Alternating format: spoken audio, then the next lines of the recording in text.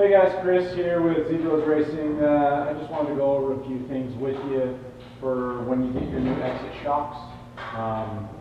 Whether you're getting a pair of front shocks or a rear shock, there's a couple of things you're going to want to check before you go out and hit the trail or the track. First thing you're going to want to do after installing them is you're going to want to check your ride height. This needs to be checked. You need to check it on a flat surface, something solid, a concrete floor in your garage. You're going to want to have it set with the rider on the quad. So you're going to need somebody to help you out, make sure that you get it set correctly. The standard is, with basic motocross setup tires, you're going to want to be just behind the rear of the A-arms. You're going to want to measure from the bottom portion of the frame to the ground.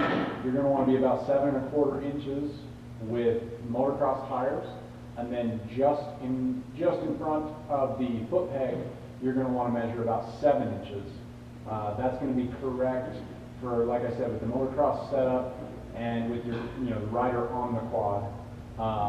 And then you're basically going to be able to go up with your tire size. But keep in mind that if you go up from an 18 to a 19 or 19 to a 20 or vice versa, when you go up an inch in overall tire size, you're only going to increase a 1/2 inch in your ride height. So you want to take that into account.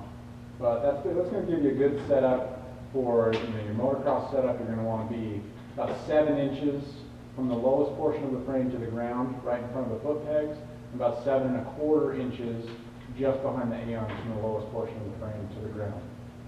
Once you get your ride height measured, if you need any adjustment made, you're going to want to basically take a look at your front shocks, and let's say you need to increase some ride height. What you're going to want to do is you're going to want to adjust this clip here, which is adding preload to the front shocks. So you're going to want to pull down, and then once you compress this, you're going to see there's a little C-clip, and you can basically just get your thumbnail under there. There's no tools required. Get your thumbnail under there and either push it up or down on the shock body, and that's going to be either increasing or decreasing the preload on the shock or on the spring itself.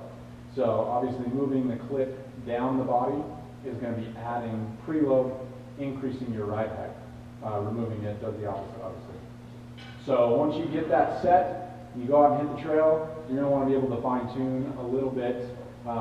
Let's say you're feeling it's a little bit soft, you want to add a little bit of compression. This is your compression adjustment right here. Again, no tools needed. Just this knob, it's clockwise, is going to make it a little bit firmer or slow down the compression. Counterclockwise is going to speed up the compression of the shock and actually make it softer. So that's pretty basic. We just have the wide range compression adjustment here, make it easy for you to adjust on the trail or the track. If you need the rebound, you need phone ring, so fun. If you need to adjust the rebound, you need to just be on the bottom side of the shock here, this knob. You're going to want to think of this as basically a bolt head here, and the shaft of the shock is going to be the threads of that bolt. So when you're going to want to be turning it in clockwise, that's actually going to slow down the rebound of the spring in the shock itself. Turning it counterclockwise or loosening that bolt is going to speed it up. It's going to make it rebound and come back to full extension quicker. Again, just a wide range rebound adjustment to make it easy for you to adjust.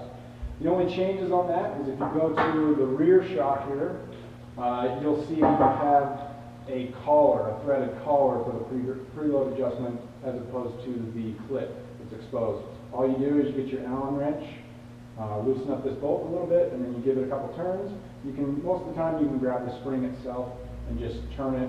If you need to add a little bit of preload, turn it clockwise, threading it down the shock body, and that's going to increase your ride height and your preload as well.